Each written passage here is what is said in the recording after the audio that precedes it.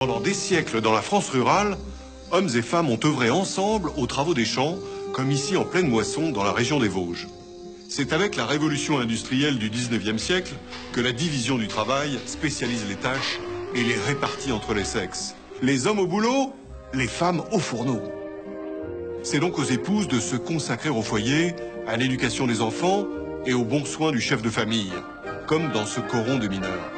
1907, une loi autorise les femmes mariées à toucher un salaire. Mais attention madame, seulement avec l'autorisation de votre mari. En 1909, le congé maternité voit le jour. Il n'est pas rémunéré, mais les jeunes femmes ne perdent plus leur travail quand elles deviennent mamans. Et ça n'est pas le petit Jojo qui s'en plaindra. Il faut attendre la Première Guerre mondiale pour que les femmes entrent massivement sur le marché du travail. Pendant 4 ans, les hommes sont mobilisés dans les tranchées et les femmes prennent leur place à l'usine. Elles sont désormais capables de faire tourner l'économie. Il faut attendre la Deuxième Guerre mondiale et l'entrée massive des femmes dans la résistance, puis la libération, pour qu'enfin, le 29 avril 1945, elles obtiennent le droit de vote. À voter!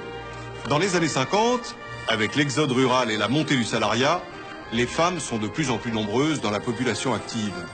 Mais ce n'est qu'en 1965 que la loi les autorise pour la première fois à ouvrir un compte en banque et à travailler sans l'autorisation de leur mari.